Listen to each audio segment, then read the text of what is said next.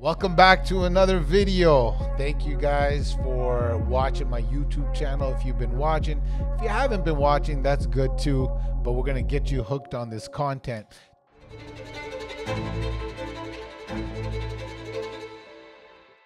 Today, I want to talk about New Year's resolutions.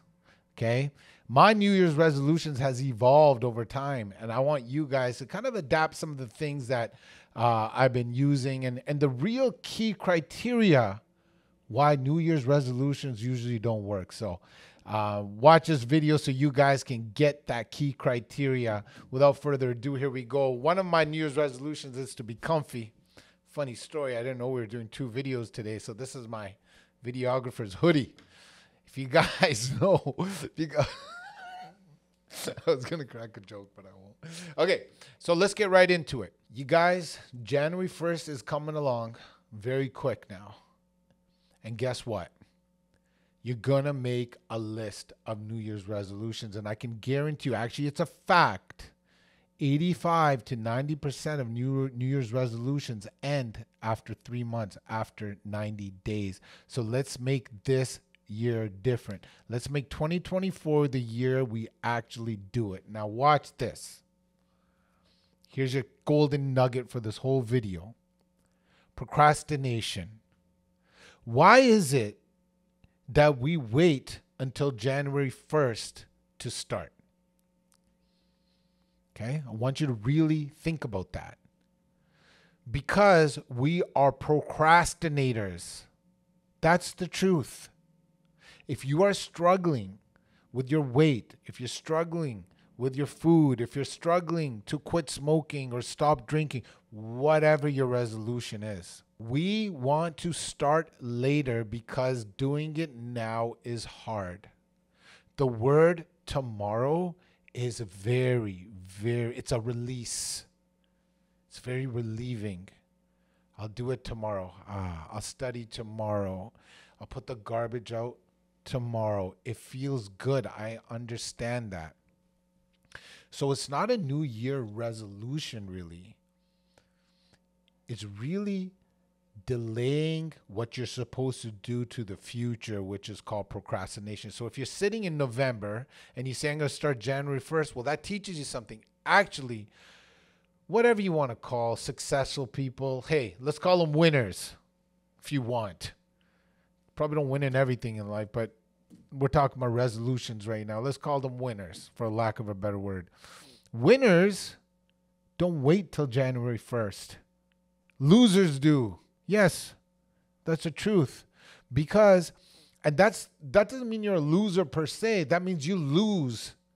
If you're playing against a winner, the winner's going to win and the loser's going to lose. That's all it is. This is not about feelings. I'm saying that a winner will win and a loser will lose if they're playing that game. Why? Because a winner starts earlier, goes longer. They're not waiting till January 1st. It's a nice start date. It's, a fad. It is pop culture, if you will, to have New Year's resolutions. And usually on January 1st, you're nursing a hangover, for partying the night before.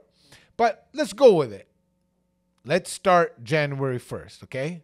But remember what I said already about the procrastination. Because if you don't catch the procrastination, what happens on January 1st, you're going to stop by January 23rd, February 15th, February 14th, Valentine's Day, right? Oh, I got to have chocolate then. Whatever it is, I don't know. So a couple of things. We procrastinate. And the other thing that I want to really focus down on why New Year's resolutions don't work a lot of the times is because we don't plan. We wing it. Winners don't wing. Losers do. Doesn't mean you're a loser. It means you're not winning. Okay? And that's okay. Because if you follow these tips, you're going to win. Winners have a plan and they work that plan. That's number 3. After you have a plan, you have to work that plan. You know what success is? Success is simply doing the things that others won't do. and doing it for a longer time, you're more successful than people. This day and age, it is so easy to be successful because we are around a lot of weak individuals. I see it all the time. There's women in this office that complain and say, Rick, I can't find a man because they're weak individuals. That's not me saying that. This is what I hear. And vice versa, the other way. Why? Because we forgot how to work. For example, let's take my world, real estate sales, right? Real estate sales has been my thing for a long time and I love it. I've evolved and I'm doing other things, but real estate sales, sheesh, that's what I love. New generation, they want leads. Old generation wanted deals. We got deals. We knew we had to get on the phone. We knew we had to talk to people. Whichever way you do that, you have to meet more people every single day, talk to them, tell them what you do, and show them why what you do will benefit them so they use you to do it so you can get a commission check. Bam. That's what we did. And we knew in order to get the money, we had to do the work. Now, realtors want online leads. If they want to join a team, how many leads are you going to give me? Yeah, I ain't giving you no leads. Because I'm going to teach you how to fish, not give you fish. Because a person that knows how to fish is going to win every single day. So in this New Year resolution, one of the things that you should have on your paper is discipline. I cannot say it better than Mike Tyson. Mike Tyson defined discipline as doing the things that you hate to do, but doing it like you love it. Discipline to Mike Tyson means doing the things you hate to do, but doing it like you love it. Anything that is worth getting needs to have some work ethic behind it. You know what I'm saying? If it's worth getting, you need to do the work. Anything in life, think about it. Let's have fitness. A lot of people are going to have a fitness goal. Come January 1st, you can run, you can lift all you want. But if you don't have the discipline to show up and do those activities, more importantly, 80% of your results are going to come from your diet. And if you don't have the discipline to watch what you put in your mouth, it's not going to work. Look, I suffer that too. I'm not saying I'm better than anybody on here. I suffer that too. If I have a vice, food is up there. I get it.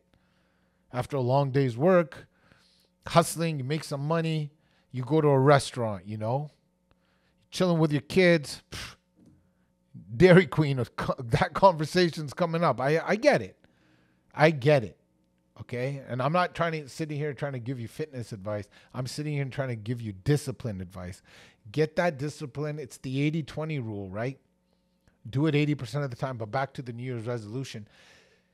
Being disciplined enough to work the plan that you made for yourself. Because your dreams are based on the micro commitments that you do every day. Your dreams are basically made up of hitting off those little micro commitments every single day. When it was real estate sales, wake up, I got to get primed up. Did I get my fitness in check? So that's out of the way. I have no guilt. Cool. Now, am I prospecting? Did I do my 2 hours of prospecting today? And prospecting doesn't mean I make 5 dials and I'm done. No, conversations. And that conversation doesn't mean I talk to somebody for 2 hours and that's my 2 hours prospecting. No, when I'm prospecting, I'm trying to do it fast, quick. Move on to the next one. It's about volume. Did I do that today? What if I told you financial freedom, health freedom, and relationship freedom come from the very core of these things that I'm saying in this video? It's all the same. So look, don't be that statistic.